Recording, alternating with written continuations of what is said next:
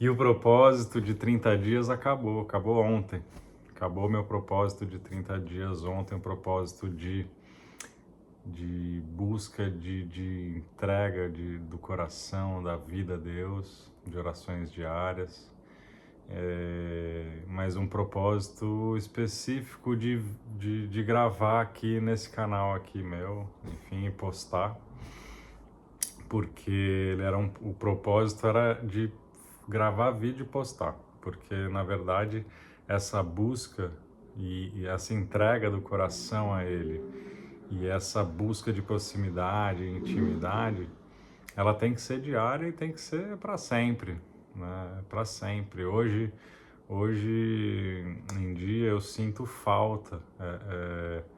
Se eu ficar sem orar, sem me conectar, sem ter um tempo de meditação com Deus, eu começo a ficar incomodado, né? Parece que está faltando algo, parece que tem algo de errado, né? Um incômodo eu sinto. E o lugar de estar com Deus, de estar orando, de estar lendo a Bíblia, de estar meditando em algo relacionado a Deus,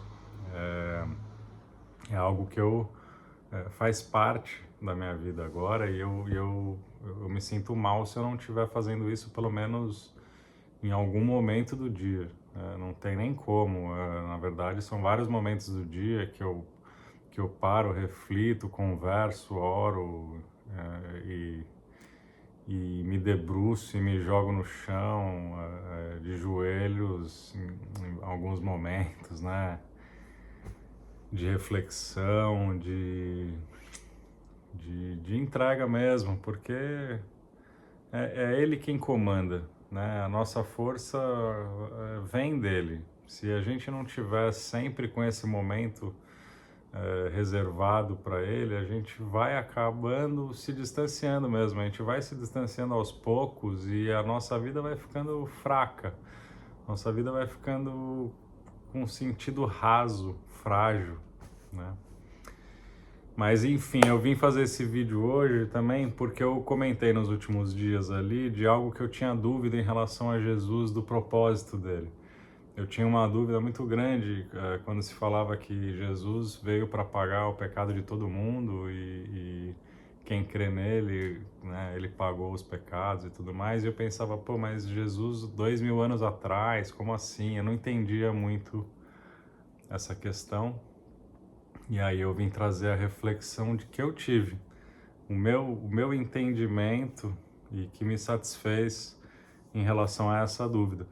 Mas eu trouxe aqui para linkar em João capítulo 1, versículo 29, que fala o seguinte: No dia seguinte, João viu Jesus aproximando-se e disse: Vejam, é o Cordeiro de Deus que tira o pecado do mundo. Naquela época, João Batista é quem anunciava a vinda do Messias, a vinda daquele que seria o Cordeiro de Deus para tirar o pecado do mundo, aquele que seria uma pessoa como um cordeiro de sacrifício, né? Naquela época, o povo de Israel fazia sacrifícios a Deus de animais para que aquele sangue derramado limpasse e apagasse, cobrisse os pecados das pessoas e aproximasse elas de novo de Deus, porque o pecado ele vai nos afastando de Deus, né? A gente mesmo vai se envergonhando, a gente mesmo vai indo para um lugar de desonra, longe de Deus, né? E aí fica uma distância muito grande, a gente se distancia.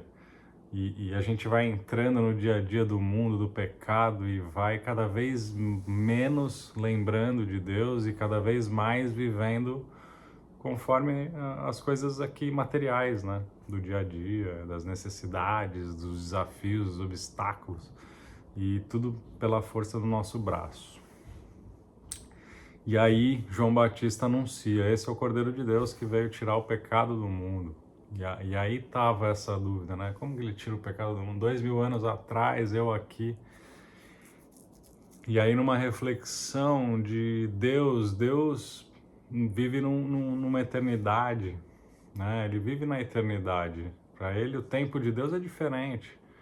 O tempo de Deus não existe o ontem, o hoje ou o amanhã, né? É uma espécie de um tabuleiro. Quando ele criou o mundo, criou o universo, criou a humanidade, ele já viu o desvio do pecado e ele já entendeu a necessidade de vir como um Deus Filho, se colocar no lugar do homem, viver, se rebaixar nesse lugar, sofrer o que tinha para sofrer, captar todo o pecado do ser humano para si e ser sacrificado, derramar o sangue dele para cobrir todos esses pecados da humanidade toda, né? E só Deus poderia conseguir fazer isso.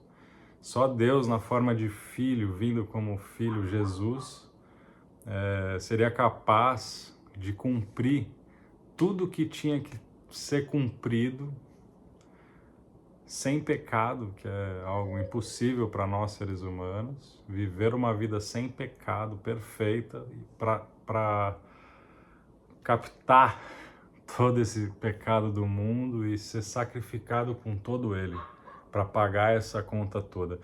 Então, isso me justificou esse tempo de Deus.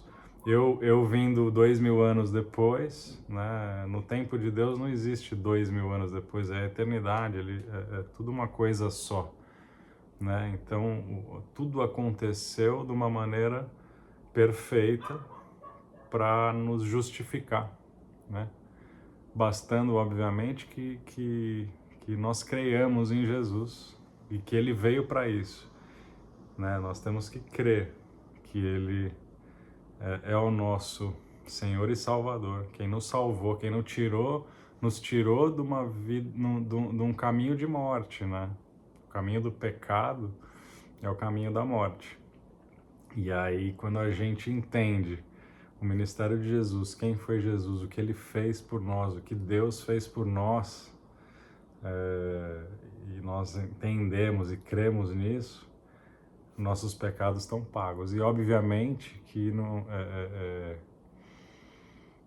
você passa, quando você crê em Jesus e conhece o que Ele, né, nos ensina, você passa a ter uma vida diferente. Você passa a não conseguir conviver mais com tudo aquilo que você já foi, com tudo aquilo que você já fez.